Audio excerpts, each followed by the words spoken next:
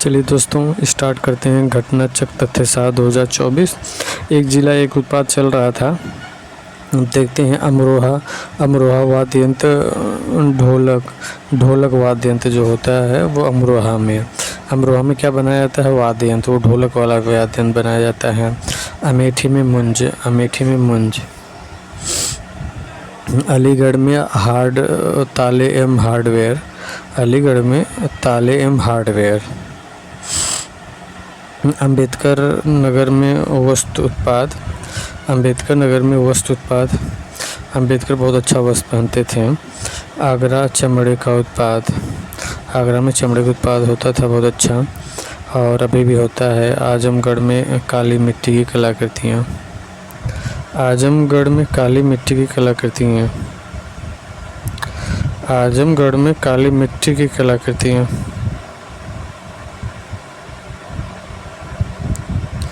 आजमगढ़ में काली मिट्टी की कलाकृतियाँ।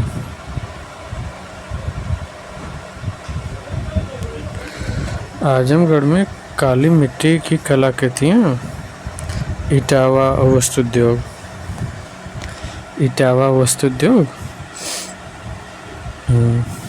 ईटा बेच के वस्त्र उद्योग में काम किए। प्रयागराज में मुंज बहुत होता है। उन्नाव जरी जरदोजी, नाव से आया जरी जरदोजी। एटा घुंघरू घंटी एवं पीतल उत्पाद। एटा में क्या घुंघरू घंटी पीतल उत्पाद होता है? एटा में घुंघरू घंटी पीतल उत्पाद। एटा में घुंघरू घंटी एवं पीतल उत्पाद। ईंट घंटी बजा घुंघरू बजा पीतल उत्पाद। ईंट पीतल का उत्पाद लाया जिसमें घुंघरू बनाया और उसे घंटी बनाया। एटा में घुंघरू घंटी और पीतल उत्पाद। औरैया दुग्ध प्रसंस्करण देसी घी। औरैया जो है ना, यहाँ से देसी घी का दूध प्रसंस्करण होता है औरैया से। बस्ती से काष्ठ शिल्प वुडक्राफ्ट। बस्ती से ना काष्ठ शिल्प वुडक्राफ्ट है।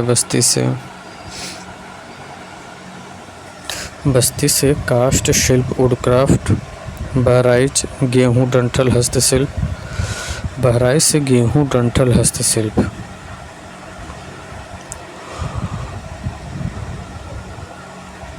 बागपत घरेलू सजावटी सामान। बाराबंकी में कपड़ा उत्पाद।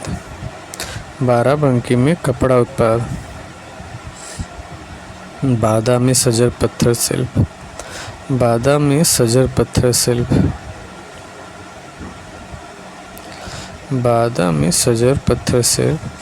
बिजनौर में काष्ठ शिल्प वुडक्राफ्ट।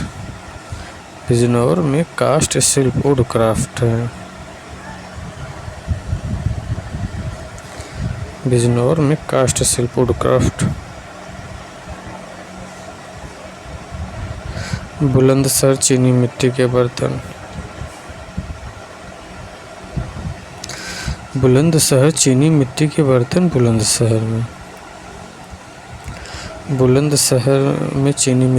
बनाए जाते हैं। मऊ में वस्त्र उत्पाद बनाए जाते हैं। मथुरा में स्वच्छता संबंधी उपकरण नए सैनिटरी फिटिंग। मथुरा में स्वच्छता संबंधी उपकरण सैनिटरी फिटिंग।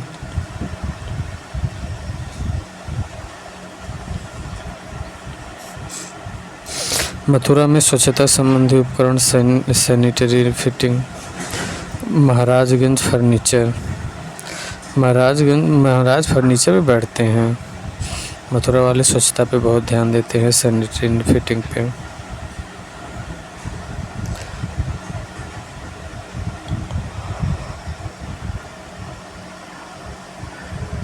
कन्नौज का इत्र बहुत फेमस है। और कानपुर देहात में एल्युमिनियम के बर्तन बनाए जाते हैं। कानपुर देहात में एल्युमिनियम के बर्तन बनाए जाते हैं। कानपुर नगर में चमड़े के उत्पाद बनाए जाते हैं।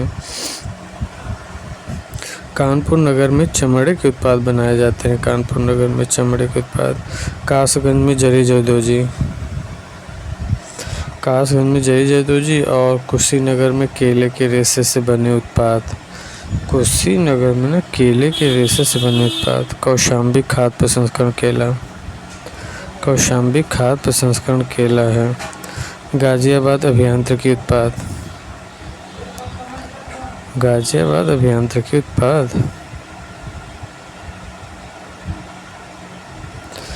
गाजियाबाद अभियांत्रिकी उत्पाद। गाजियाबाद। गाजियाबाद अभियांत्रिकी उत्पाद। Ghazipur jute wall hanging. Ghazipur jute wall hanging. Ghazipur jute wall hanging है गाजीपुर। गोरखपुर टेराकोटा। गोरखपुर टेराकोटा है गोरखपुर। गोंडा खाद्य प्रसंस्करण दाल। गोंडा में ना खाद्य प्रसंस्करण दाल के लिए खाद्य प्रसंस्करण। गौतम बुद्ध नगर सिले सिलाए वस्त्र। गौतम बुद्ध नगर सिले सिलाए वस्त्र। गौतम बुद्ध नगर सिले सिलाए वस्त्र हैं।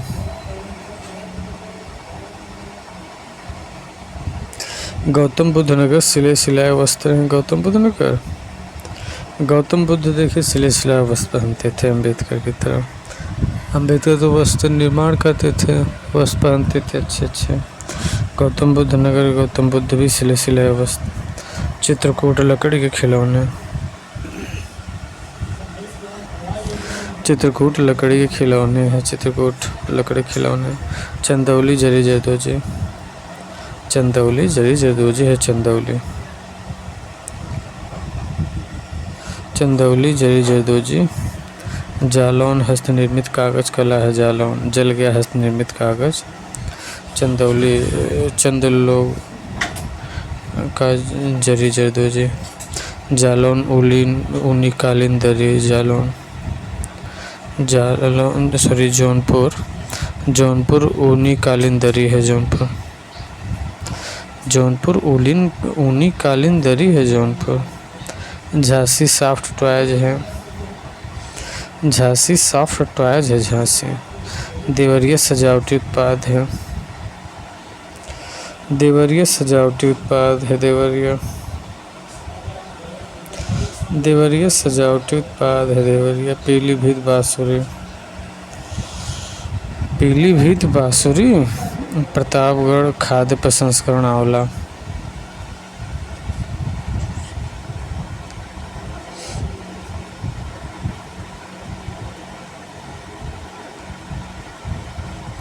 प्रतापगढ़ खाद्य प्रसंस्करण आंवला।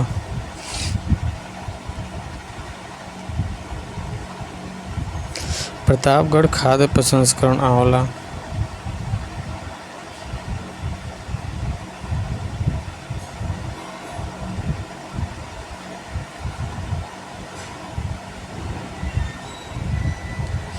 प्रतापगढ़ खाद्य प्रसंस्करण आंवला। Fatehpur bedsheet iron fabrication works. Fatehpur bedsheet एवं iron fabrication works. Fatehpur bedsheet और आयरन फैब्रिकेशन वर्क्स। फर्रुखाबाद वस्त्र छपाई। फर्रुखाबाद वस्त्र छपाई। फिरोजाबाद कांच का उत्पाद। फिरोजाबाद कांच के उत्पाद। अयोध्या अयोध्या वाले बहुत गुड़ खाते हैं।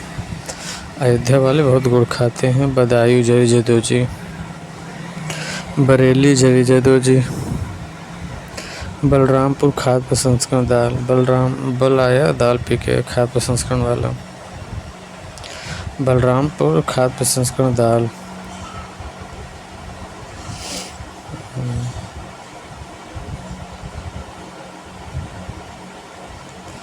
महोबा पत्थर शिल्प। महोबा पत्थर शिल्प है।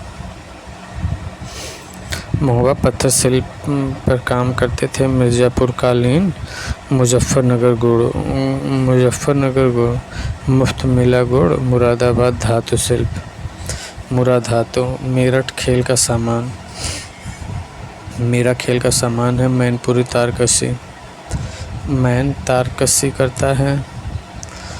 रामपुर पैच वर्क के साथ applique work, Rampur patch work के साथ एप्लिक वर्क।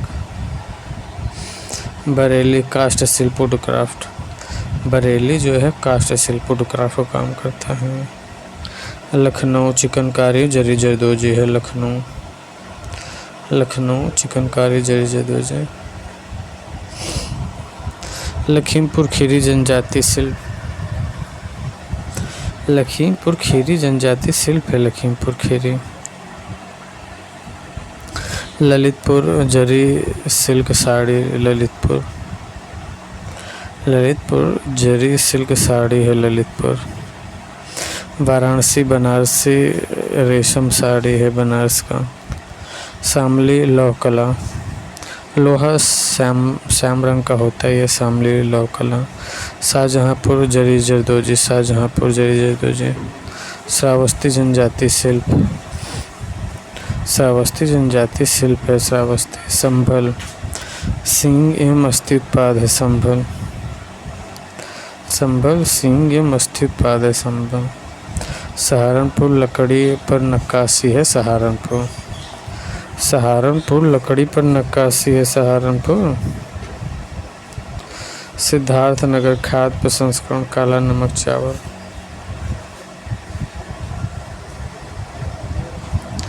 सिद्धार्थनगर खाद्य प्रसंस्करण काला नमक चावल।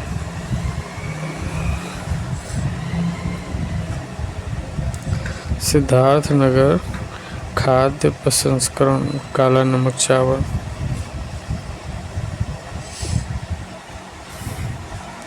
सिद्धार्थ काला नमक चावल का प्रसंस्करण करते हैं।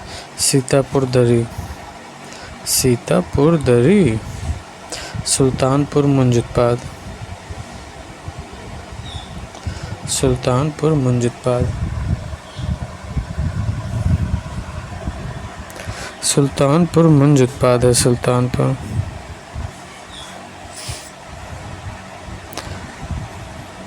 सुल्तान मुंज पे काम करते हैं। सोनभद्र कालीन, सोनभद्र कालीन संत कबीर नगर पीतल के बर्तन, संत कबीर नगर पीतल के बर्तन।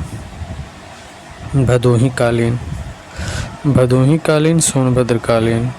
हमीरपुर के जूते, हमीरपुर के जूते। हरदोई का हथकरघा, हरदोई का हथकरघा। हाथरस का हींग, हाथरस का हींग।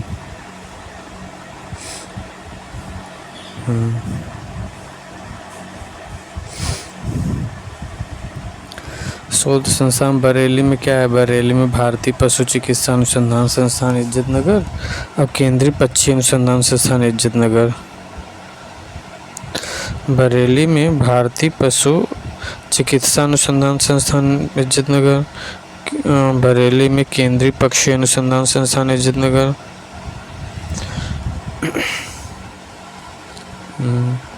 लखनऊ, लखनऊ में Indian institute of sugar cane research, भारतीय विश्वविज्ञान अनुसंधान संस्थान। लखनऊ में ना, लखनऊ में Indian institute of sugar cane research, भारतीय विश्वविज्ञान अनुसंधान संस्थान, राष्ट्रीय वनस्पति अनुसंधान संस्थान, राष्ट्रीय वनस्पति अनुसंधान संस्थान। केंद्रीय औषधि अनुसंधान संस्थान, केंद्रीय औषधि अनुसंधान संस्थान,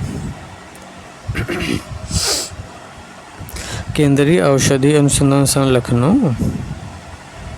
अब Birbal Sahni institute of palaeo sciences Lucknow, Birbal Sahni institute of palaeo science Lucknow, Birbal Sahni institute of palaeo science Lucknow. और केंद्रीय उपोष्ण बागवानी संस्थान पूर्व का नाम है सेंट्रल मैंगो रिसर्च लखनऊ में।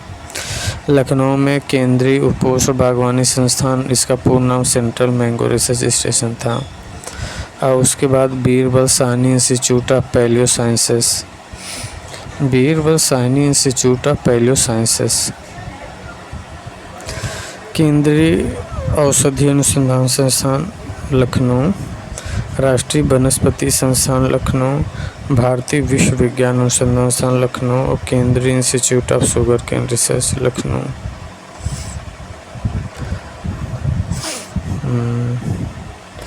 Raebareli, national institute of fashion technology Raebareli, national institute of fashion technology Raebareli.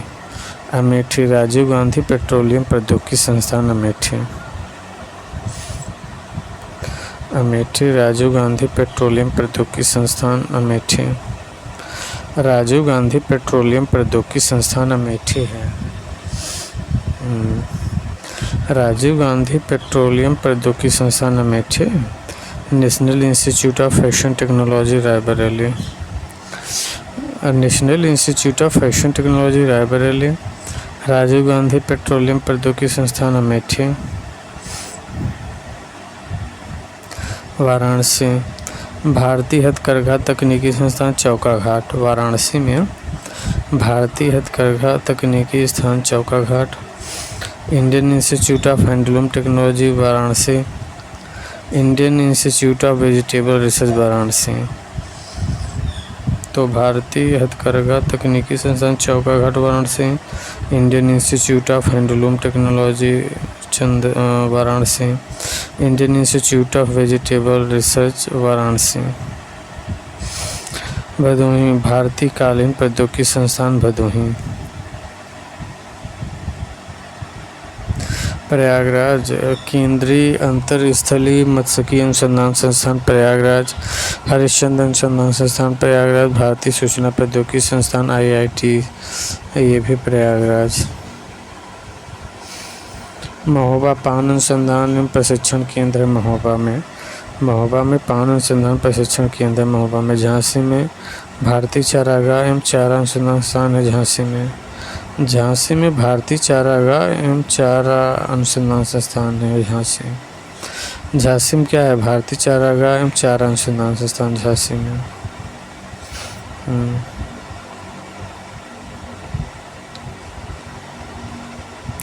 Kanpur नगर में है भारतीय दलहन अनुसंधान संस्थान कल्याणपुर और नेशनल शुगर इंस्टीट्यूट है कानपुर में।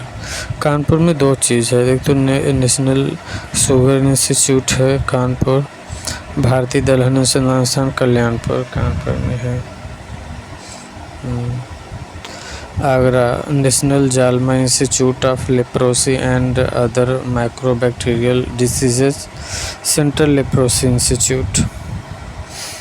Agra, national JALMA institute of leprosy and other microbacterial diseases, central leprosy.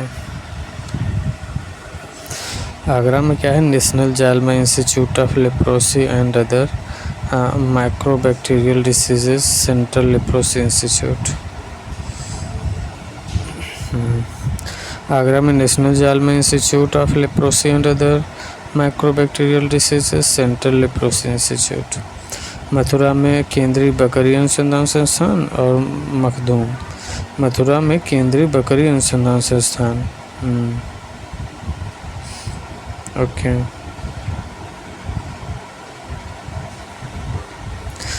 Mathura में क्या है? केंद्रीय बकरी अनुसंधान संस्थान मखदूम मथुरा में। बुलंदशहर, केंद्रीय जांच एवं सिरामिक अनुसंधान संस्थान एवं प्रसार केंद्र खुर्जा। बुलंदशहर में केंद्रीय कांच एवं सिरेमिक अनुसंधान एवं प्रसार केंद्र खुर्जा। बुलंदशहर में क्या है? केंद्रीय कांच एवं सिरेमिक अनुसंधान संस्थान केंद्र Khurja. Gautam Buddh Nagar, national academy of statistical administration Gautam Buddh Nagar, national institute of statistical administration Gautam Buddh Nagar. Central potato research institute Meerut है, central potato research institute Meerut है। सेंट्रल पल्प एवं पेपर रिसर्च इंस्टीट्यूट सहारनपुर है।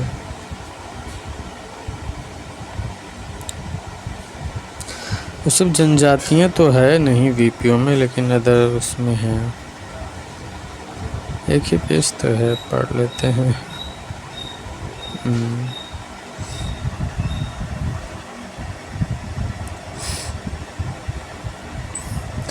भारत की कुल अनुसूचित जनजाति की जनसंख्या 1.09% भाग उत्तर प्रदेश में पाया जाता है। उत्तर प्रदेश की कुल जनसंख्या में अनुसूचित जनजातियों का प्रतिशत 2011 की जनगणना के अनुसार 0.6% है। भारत की कुल अनुसूचित जनजातियों की जनसंख्या का 1.09% भाग उत्तर प्रदेश में पाया जाता है।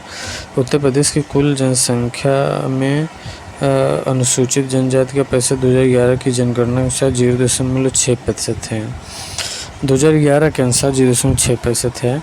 राष्ट्रपति की संविधान अनुसूचित जनजातियाँ उत्तर प्रदेश आदेश 1967 के तहत उत्तर प्रदेश उत्तराखंड सहित की 5 जनजातियाँ भोटिया, बुक्सा, जौनसारी, राजी एवं थारू को अनुसूचित जनजाति का दर्जा दिया गया। उत्तराखंड के पृथक होने के बाद 2003 के संशोधन के आदेश द्वारा यह उत्तराखंड के पृथक होने के बाद उत्तर प्रदेश के आदेश 1967 के तहत उत्तर प्रदेश उत्तराखंड सहित की 5 जनजातियाँ भोटिया, बुक्सा, जौनसारी, राजी, थारू को अनुसूचित जनजाति का दर्जा दिया गया। 1967 के तहत उत्तर प्रदेश उत्तराखंड सहित 5 जनजातियों को भोटिया, बुक्सा, जौनसारी, राजी, थारू को अनुसूचित जनजाति दर्जा दिया गया। उत्तराखंड के पृथक होने के बाद 2003 के संशोधन आदेश द्वारा 10 अन्य जनजातियों को अनुसूचित जनजाति का दर्जा प्रदान किया गया।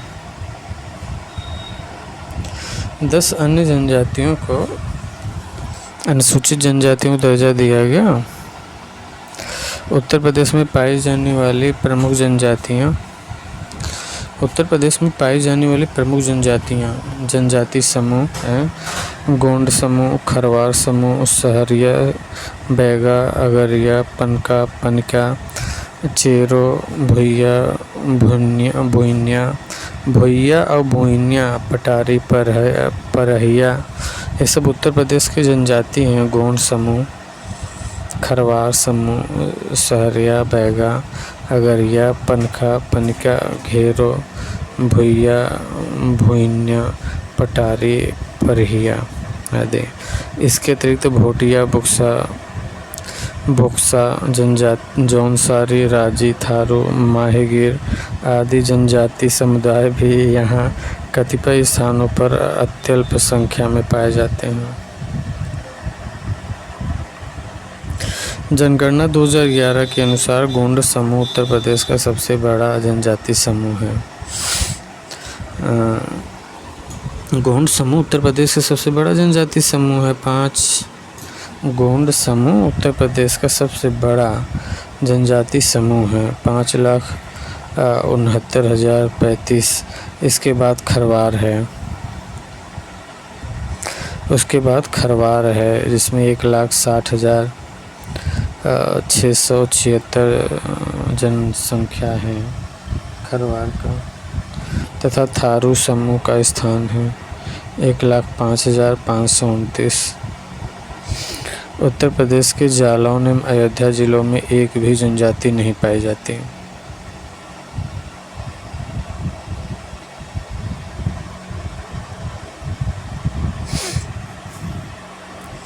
उत्तर प्रदेश के जालौन एवं अयोध्या के जिलों में एक भी जनजाति नहीं पाई जाती है। उत्तर प्रदेश के जालौन एवं अयोध्या जिलों में एक भी जनजाति नहीं पाई जाती है।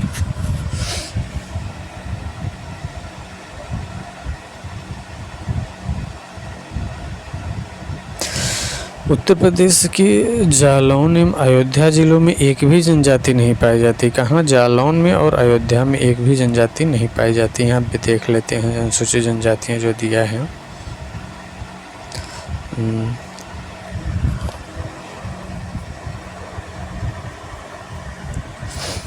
अच्छा, गोंड समूह जनजाति ये सबसे बड़ी जनजाति है यूपी की। तो गोंड समूह है, इसमें कई जनजातियाँ आती हैं, जैसे गोंड, धुरिया, नायक, ओझा, पथारी, राजगोंडा, ये सब गोंड समूह में आती हैं। गोंड समूह के अंतर्गत गोंड आती है, धुरिया आती है, नायक आती है, ओझा आती है, पथारी, राज और गोंड। जनपद कहाँ? महाराजगंज में, सिद्धार्थनगर में, बस्ती में, गोरखपुर में, देवरिया में, मऊ में, आजमगढ़ में, जौनपुर, बलिया, गाजीपुर, वाराणसी, मिर्ज़ापुर, सोनभद्र, संत कबीर नगर, कुशीनगर, चंदौली एवं भदोही। खरवार समूह,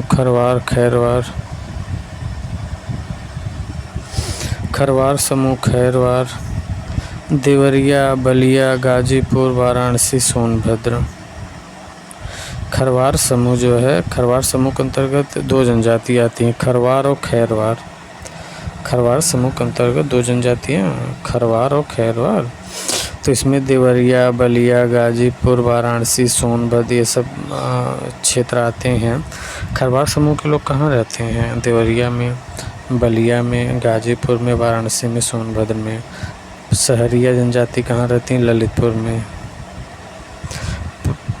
परहिया जनजाति सोनभद्र में।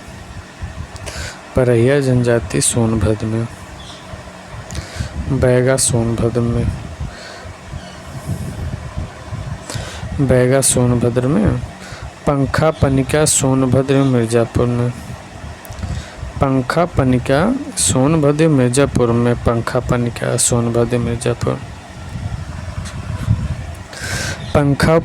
ना सोनभद्र मिर्ज़ापुर में। पंखा और पनिका जो है सोनभद्र मिर्ज़ापुर में, अगरिया सोनभद्र में।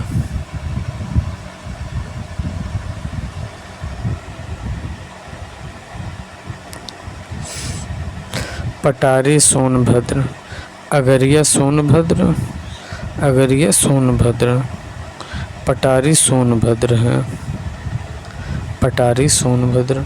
ये जो पंखा पनिका ये सब जनजातियां हैं, सोनभद्र मिर्ज़ापुर में है, बैगा सोनभद्र में है, अगरिया सोनभद्र में है, पटारी सोनभद्र में है। चेरो सोनभद्र वाराणसी में है। चेरो सोनभद्र एवं वाराणसी में है चेरो। और भुइनिया सोनभद्र में है। भुइनिया सोनभद्र में है।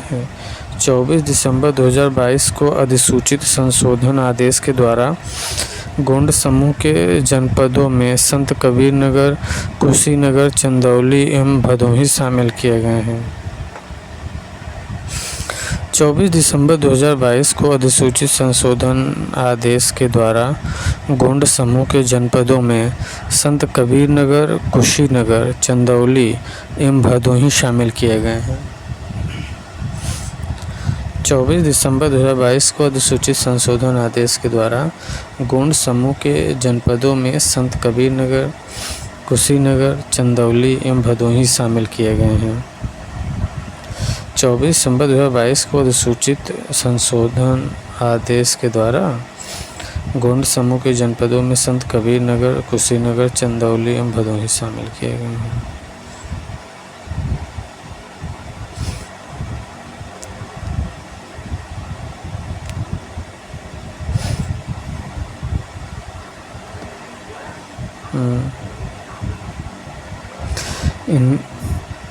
हाँ,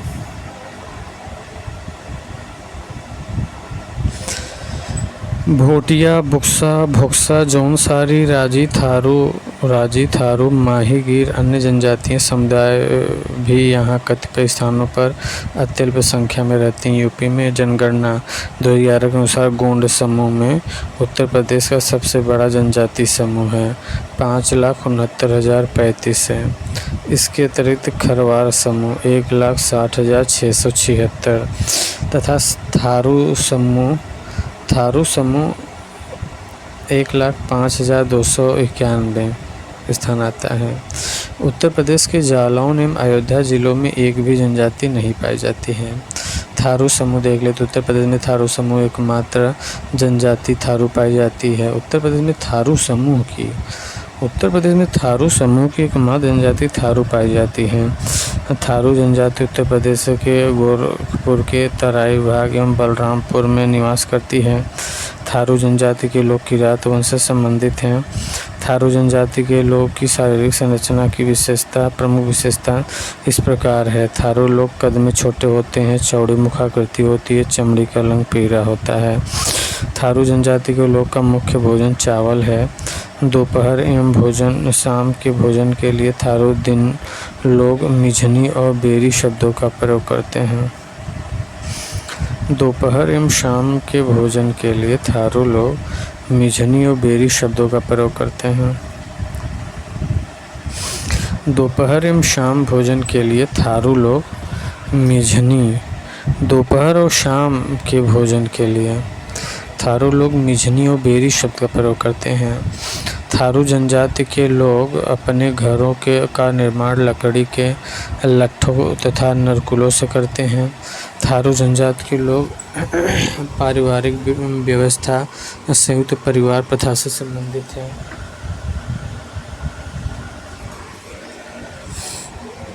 थारू जनजाति के लोग दीपावली को शौक पर मनाते हैं, लेकिन अब नहीं मनाते हैं, क्योंकि कई थारू मेरे दोस्त हैं बताते हैं कि ये तो दीपावली बहुत ही धूमधाम से मनाते हैं। बहुत पहले मनाया जाता होगा, लेकिन अब ये सब प्रथाएं बंद हो चुकी हैं। थारू जनजाति में बदला विवाह प्रचलित है। थारू जनजाति के लोगों को शिक्षा प्रदान करने हेतु उत्तर प्रदेश सरकार द्वारा लखीमपुर खीरी में एक महाविद्यालय की स्थापना किया गया है। थारू जनजातियों के लिए लखीमपुर खीरी महाविद्यालय। बजहर नामक पर्व थारू जनजाति द्वारा मनाया जाता है। बजहर नामक पर्व उत्तर प्रदेश में थारू विकास परियोजना का प्रारंभ 2 अक्टूबर 1980 को किया गया। उत्तर प्रदेश में थारू विकास परियोजना का प्रारंभ 2 अक्टूबर 1980 को किया गया।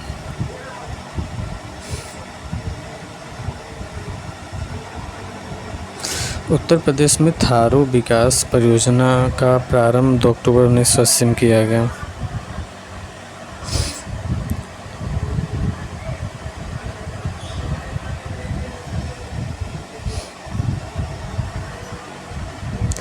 उत्तर प्रदेश में थारू विकास परियोजना का प्रारंभ 2 अक्टूबर 1980 को किया गया था। जौनसारी जनजाति द्वारा भिक्षु पांचोई और दियाई उत्सव मनाए जाते हैं।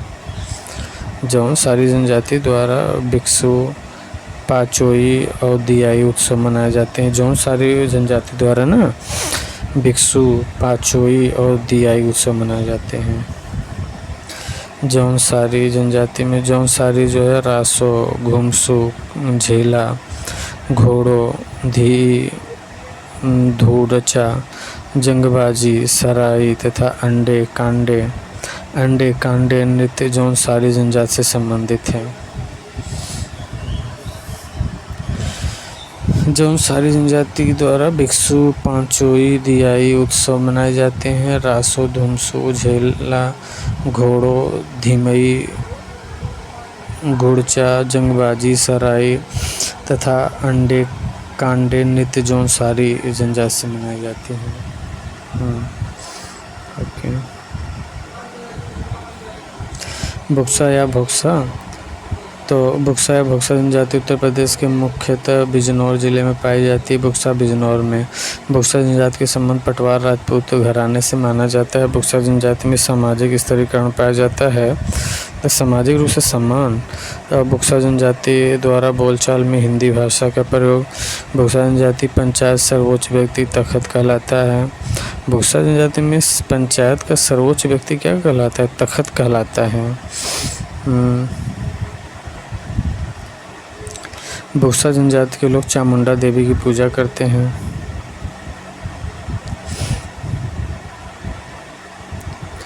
बुक्सा जनजाति के लोग अर्थव्यवस्था का मुख्य आधार कृषि है। उत्तर प्रदेश में बुक्सा जनजाति विकास परियोजना 1983-84 में प्रारंभ की गई थी। उत्तर प्रदेश में बुक्सा जनजाति विकास परियोजना 1983-84 में प्रारंभ की गई थी। माहीगीर जनजाति समुदाय प्रदेश में ओबीसी सूची में शामिल के लोग उत्तर प्रदेश के बिजनौर जिले में पाए जाते हैं। माहीगीर जनजाति समुदाय उत्तर प्रदेश में ओबीसी सूची में शामिल के लोग उत्तर प्रदेश के बिजनौर जिले में पाए जाते हैं। माहीगीर समुदाय के लोग इस्लाम धर्म के अनुयायी हैं। माहीगीर समुदाय की अर्थव्यवस्था का मुख्य आधार मछली पकड़ना है। माहीगीर समुदाय के लोग इस्लाम धर्म के अनुयायी हैं। माहीगीर समुदाय की अर्थव्यवस्था का मुख्य आधार मछली पकड़ना है।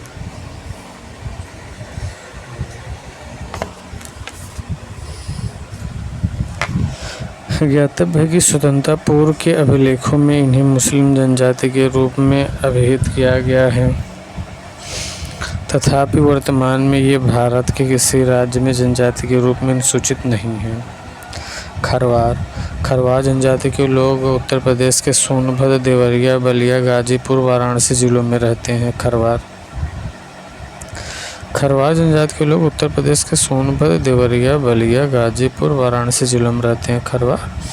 खरवार जनजाति की प्रमुख उपजातियां हैं सूरजवंशी, पतबंदी, दौलतबंदी, खेरी, राउत, मैगती, मोझायाली, गोंजू और आर्मिया हैं। खरवार जनजाति का मूल निवास क्षेत्र पलामू, झारखंड है। खरवार जनजाति का मूल निवास क्षेत्र क्या है? पलामू, झारखंड है। खरवार जनजाति के प्रमुख देवता बधौस, बनसंती, दुल्हा देव और घमसान गोरैया हैं। खरवार जनजाति के प्रमुख देवता बधौस, बनसंती, दुल्हा देव तथा घमसान गोरैया है। कर्मा जनजाति का नृत्य है कर्मा। खरवार जनजाति का नृत्य है कर्मा। खरवार जनजाति का नृत्य है कर्मा। सेंट्रल मार्ट योजना उत्तर प्रदेश राज्य के अनुसूचित जाति विकास निगम द्वारा 2001-2 में लागू की गई थी। इसका उद्देश्य सिर पर मैला ढोने पर रोक के बाद बेरोजगार हुए लोगों को रोजगार प्रदान करना था। सैनिटरी मार्ट योजना उत्तर प्रदेश में अनुसूचित जाति के विकास निगम द्वारा 2001-2 में लागू की गई। इसका उद्देश्य सिर पर मैला ढोने पर रोक के बाद बेरोजगार हुए लोगों को रोजगार प्रदान करना। परिवहन संचार निगम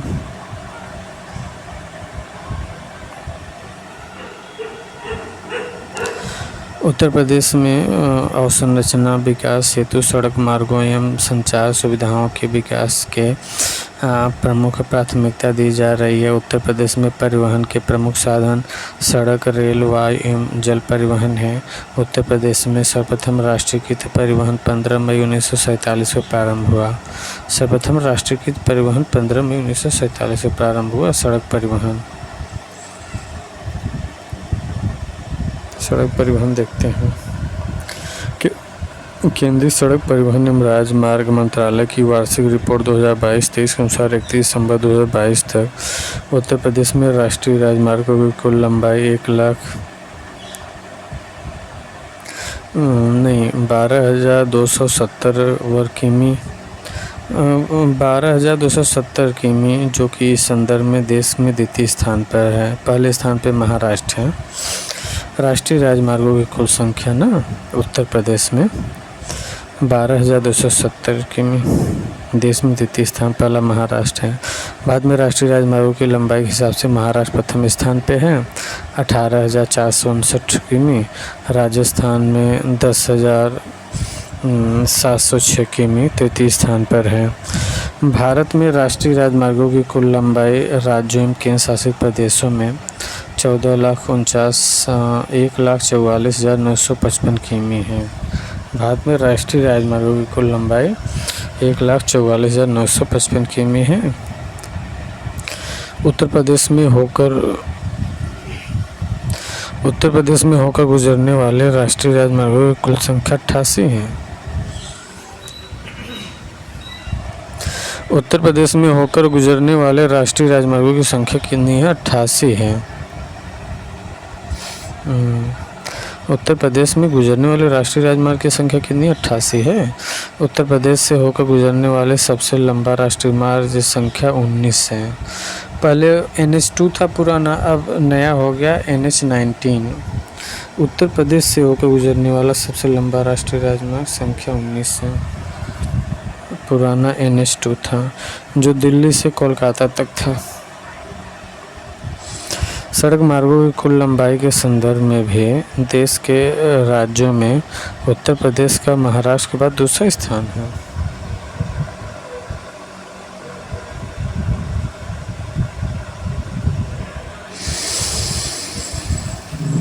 सांख्यिकी डायरी उत्तर प्रदेश 2022 के अनुसार उत्तर प्रदेश में लोक निर्माण विभाग के द्वारा अनुरक्षित मार्गों की कुल लंबाई 2,69,936 किमी है। इनमें से 4,330 किमी राष्ट्रीय राजमार्ग, 7,557 किमी NHAI के तहत, 1,335 किमी राज्य राजमार्गों तथा 2,47,714 किमी अन्य जिला मार्ग है। इनमें से 4,330 किमी राष्ट्रीय राजमार्ग, 7,557 किमी NHAI के तहत, 10,335 किमी राज्य राजमार्ग तथा 2,47,714 किमी अन्य जिला मार्ग ग्रामीण मार्ग सहित। राज्य सड़क परिवहन निगम द्वारा मूलतः प्रदेश के राष्ट्रीयकृत मार्गों पर बस सेवाओं का संचालन किया जाता है। उत्तर प्रदेश के परिवहन के साधनों में सर्वाधिक लोकप्रिय साधन सड़क परिवहन है। उत्तर प्रदेश के परिवहन के साधनों में सर्वाधिक लोकप्रिय साधन सड़क परिवहन है। उत्तर प्रदेश में गवर्नमेंट रोडवेज द्वारा सर्वप्रथम बसों का संचालन लखनऊ एवं बाराबंकी नगरों के मध्य किया गया।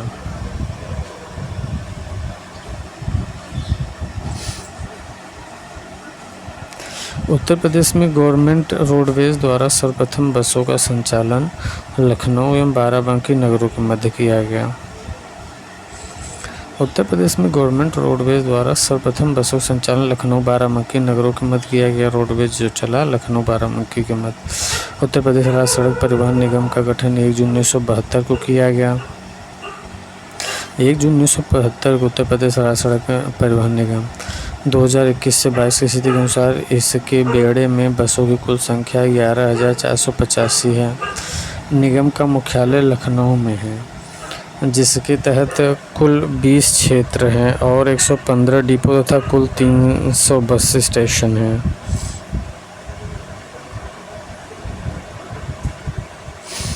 Uttar Pradesh defence industrial corridor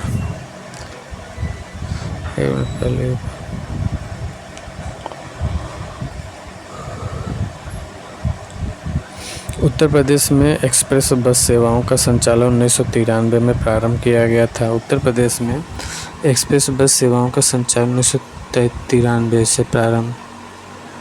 Uttar Pradesh में सर्वप्रथम महानगर बस सेवा 6 जुलाई 1992 को कानपुर में शुरू किया गया।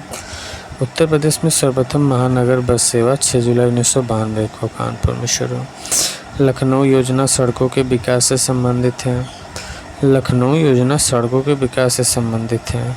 उत्तर दक्षिण एवं पूर्व पश्चिम गलियारा प्रदेश के झांसी जिले में एक दूसरे को काटते हैं। उत्तर प्रदेश एवं पूर्व पश्चिम गलियारा प्रदेश के झांसी जिले में एक दूसरे को काटते हैं। उत्तर दक्षिण एवं पूर्व पश्चिम गलियारा प्रदेश के झांसी जिले में एक दूसरे को काटते हैं।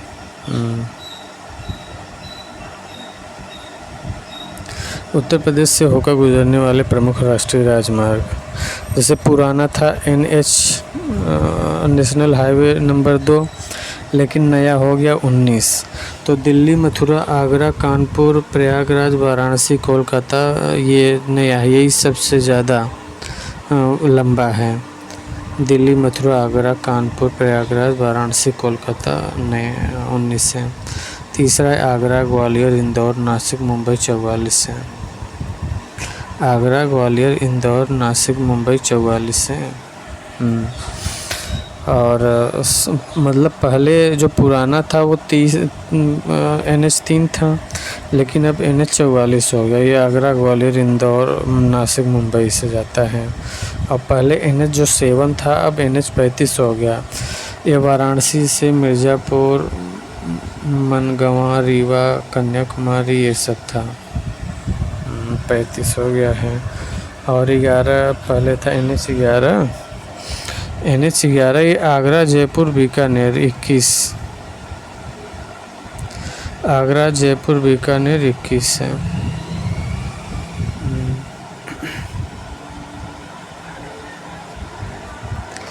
वाराणसी, मिर्ज़ापुर, मगनवा, रीवा, कन्याकुमारी 35। 11 है आगरा, जयपुर, बीकानेर। पुराना जो है NH11, नया 21 हो गया है। और ये आगरा, जयपुर, बीकानेर रूट है। जो NH11 था NH21 हो गया। आगरा, जयपुर, बीकानेर। NH24 दिल्ली, बरेली, लखनऊ ये NH9 है। दिल्ली, बरेली, लखनऊ NH9 है। और पुराना NH24 है। दिल्ली, बरेली, लखनऊ NH9।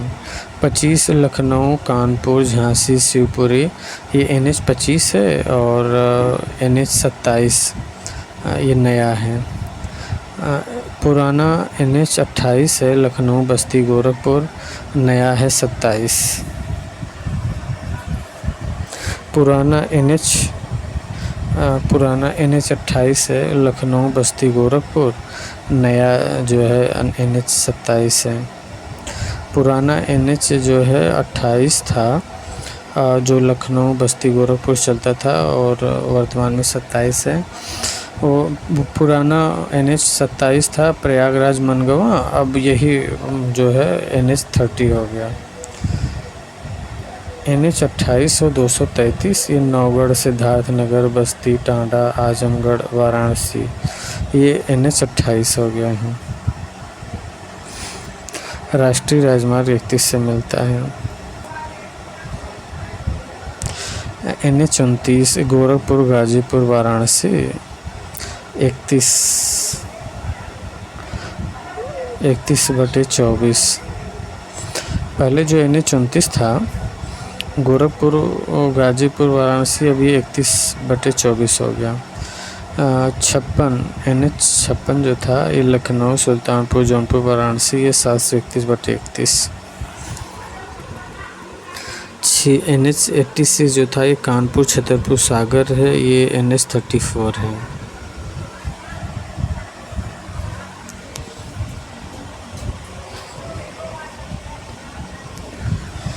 कानपुर, छतरपुर, सागर ये NH86 था। अब ये 34 हो गया। गाजीपुर, बुलंदशहर, खुर्जा, अलीगढ़, एटा, कन्नौज, कानपुर पहले 91 था, अब ये 34 हो गया। अयोध्या, सुल्तानपुर, प्रतापगढ़, प्रयागराज ये पहले NH96 था, अब ये 330 हो गया। आगरा, अलीगढ़, चंदौसी, मुरादाबाद पहले 93 था, अब 509 हो गया। रामपुर, बिलासपुर, पंतनगर, हल्द्वानी, नैनीताल पहले 87 था, अब ये 9 हो गया। रामपुर, बिलासपुर, पंतनगर, हल्द्वानी, नैनीताल ये पहले 87 था, अब 9 हो गया। 232 अम्बेडकर नगर, टांडा, सुल्तानपुर, अमेठी, फतेहपुर, बांदा पहले 232 था, अब 335 हो गया।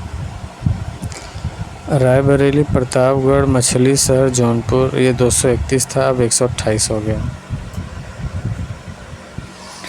रायबरेली, प्रतापगढ़, मछली शहर, जौनपुर पहले 231 था, अब 128 हो गया।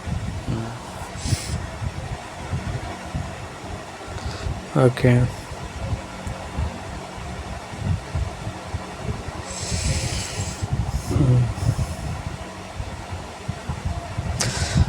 उत्तर प्रदेश राज्य सड़क परिवहन निगम का गठन 1 जून 1972 को हुआ था। ये सब हो चुका है। निगम का मुख्यालय लखनऊ में है। उत्तर प्रदेश सड़क परिवहन निगम लखनऊ में है और जिसके तहत कुल 20 क्षेत्र हैं और 115 डिपो था। कुल 300 बस स्टेशन हैं। Uttar Pradesh defence industrial corridor फरवरी 2019 में प्रधानमंत्री नरेंद्र मोदी द्वारा उत्तर प्रदेश बहुपथिचित परियोजना डिफेंस इंडस्ट्रियल कॉरिडोर का शिलान्यास किया।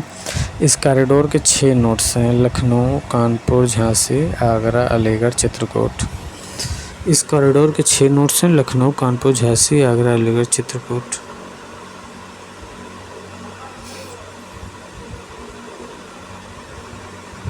रक्षा क्षेत्र में एफडीआई नीति में दी गई रियायत के बाद इस डिफेंस कॉरिडोर में 50,000 करोड़ रुपए से ज़्यादा प्रत्यक्ष विदेशी निवेश अनुमानित हैं। इसके माध्यम से मेड इन इंडिया के तहत अत्याधुनिक तकनीक के रक्षा उत्पाद भी देश में बनने शुरू होंगे। सरकार का अनुमान है कि इससे रक्षा उत्पादों के आयात में खर्च होने वाले $3.60 बिलियन की राशि की बचत होगी। डिफेंस इंडस्ट्रियल कॉरिडोर से 5 वर्ष में 2.50 लाख लोगों को रोजगार मिलेगा।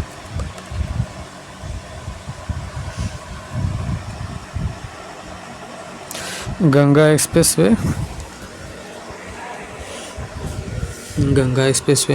18 दिसंबर 2021 को प्रधानमंत्री नरेंद्र मोदी ने उत्तर प्रदेश के पश्चिम भाग मेरठ को पूर्वी भाग प्रयागराज से जोड़ने के लिए गंगा एक्सप्रेसवे के निर्माण की आधारशिला शाहजहांपुर में रखी गई है। कुल 593.947 किमी लंबा यह एक्सप्रेसवे मेरठ से शुरू होकर प्रयागराज तक बनाया जा रहा है। यह संभवतः दुनिया का सबसे लंबा एक्सप्रेसवे गंगा एक्सप्रेसवे 8 दिसंबर 2021 को प्रधानमंत्री मोदी ने पश्चिमी भाग मेरठ को पूर्वी भाग प्रयागराज से जोड़ने के लिए गंगा एक्सप्रेसवे मेरठ से प्रयागराज कुल 593 किमी है। ये गंगा एक्सप्रेसवे 593 किमी है। यह 6 लेन इनफील्ड एक्सप्रेसवे 8 लेन तक विस्तार योग्य न केवल पश्चिमी उत्तर प्रदेश को पूर्वांचल से जोड़ेगा बल्कि रोजगार, उद्योग एवं पर्यटन में भी सहायक होगा।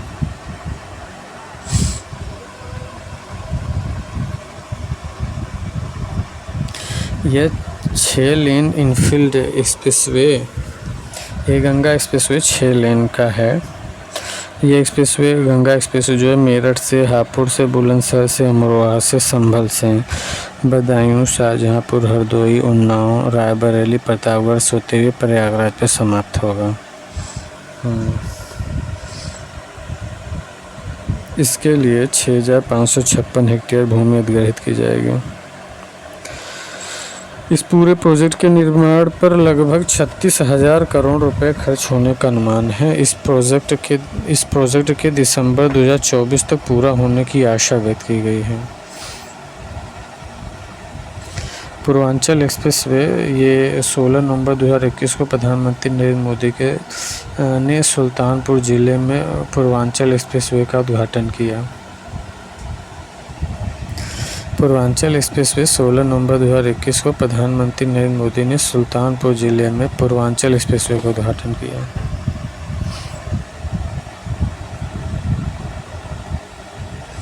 कुल 340 किमी लंबाई वाला यह 6 लेन एक्सप्रेसवे गाजीपुर से लखनऊ के मध्य विकसित किया गया। पूर्वांचल एक्सप्रेसवे 16 नवंबर 2021 को प्रधानमंत्री नरेंद्र मोदी ने सुल्तानपुर जिले में पूर्वांचल एक्सप्रेसवे का उद्घाटन किया। कुल 340 किमी लंबाई वाला यह 6 लेन के एक्सप्रेसवे गाजीपुर से लखनऊ के मध्य विकसित किया गया। जो पूर्वांचल एक्सप्रेसवे है 16 नवंबर 2021 यह 340 किमी लंबा है, 6 लेन का है। यह गाजीपुर से लखनऊ के मध्य विकसित है। पूर्वांचल एक्सप्रेसवे गाजीपुर से लखनऊ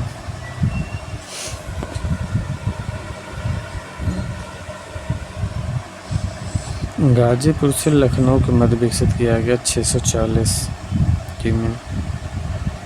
पूर्वांचल एक्सप्रेसवे यह एक्सप्रेसवे लखनऊ से बाराबंकी, अमेठी, सुल्तानपुर, अयोध्या, अम्बेडकर नगर, आजमगढ़ तथा मऊ होते हुए गाजीपुर तक जाता है।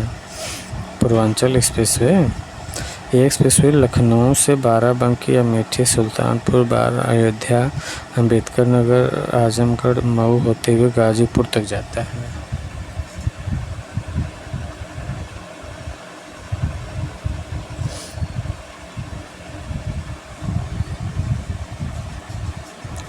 यह एक्सप्रेसवे लखनऊ, बाराबंकी, अमेठी, सुल्तानपुर, अयोध्या, अम्बेडकर नगर, आजमगढ़ तथा मऊ होते हुए गाजीपुर तक जाता है। पूर्वांचल एक्सप्रेसवे। यमुना एक्सप्रेसवे पूर्ण नाम ताज एक्सप्रेसवे उत्तर प्रदेश के गौतम बुद्ध नगर, अलीगढ़, मथुरा, हाथरस, आगरा जिले से होकर गुजरता है।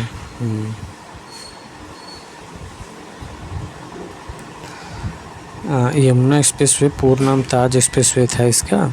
उत्तर प्रदेश के गौतम बुद्ध नगर, अलीगढ़, मथुरा, हाथरस, आगरा जिलों से होकर गुजरता है। 165 किमी लंबा है, 6 लेन का है, 8 लेन तक परिवर्धनी है और एक्सप्रेसवे ग्रेटर नोएडा को आगरा से जोड़ता है। यमुना एक्सप्रेसवे ये एक्सप्रेसवे जो है ग्रेटर नोएडा को आगरा से जोड़ता है। यमुना एक्सप्रेसवे जेपी समूह द्वारा निर्मित इस परियोजना को कुल 12,839 करोड़ रुपए आए। यह भारत का सबसे लंबा 6 लेन कंट्रोल्ड एक्सप्रेसवे स्ट्रेच है। आगरा लखनऊ एक्सप्रेसवे 6 लेन का है, 8 लेन तक विस्तार योग्य है। इस एक्सप्रेसवे में कुल लंबाई 302 किमी है।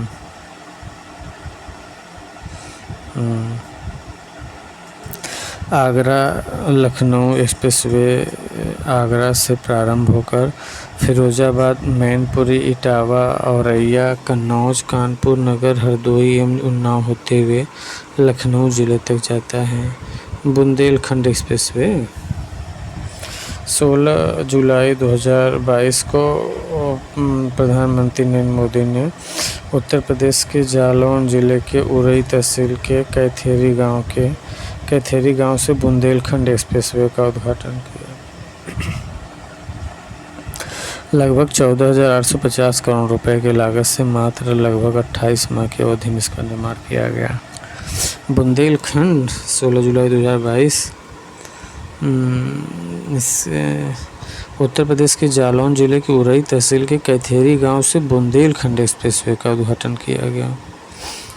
जालौन जिले की उरई तहसील के कैथेरी गांव से बुंदेलखंड एक्सप्रेसवे।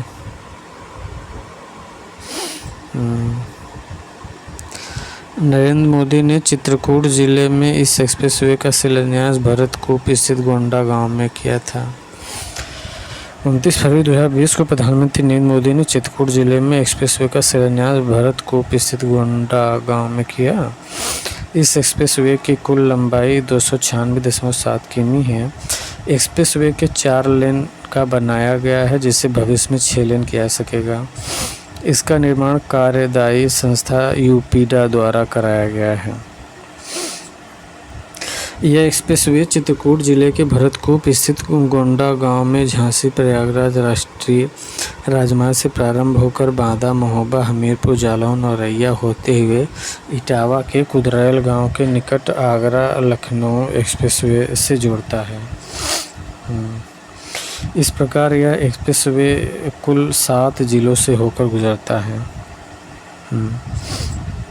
यह एक्सप्रेसवे चित्रकूट जिले के भरतकूप जिले में स्थित गोंडा गांव में झांसी प्रयागराज राष्ट्रीय राजमार्ग से प्रारंभ होकर बांदा, महोबा, हमीरपुर, जालौन और औरैया होते हुए इटावा के कुदरैल गांव के निकट आगरा लखनऊ एक्सप्रेसवे से जुड़ता है। इस प्रकार का एक्सप्रेसवे पे कुल 7 जिलों से होकर गुजरता है। गोरखपुर लिंक एक्सप्रेसवे 18 जनवरी 2020 को 51 वर्ग किमी का है। रेल परिवहन भारतीय रेलवे का राज्य में रेल परिवहन रहने देते हैं। ओके।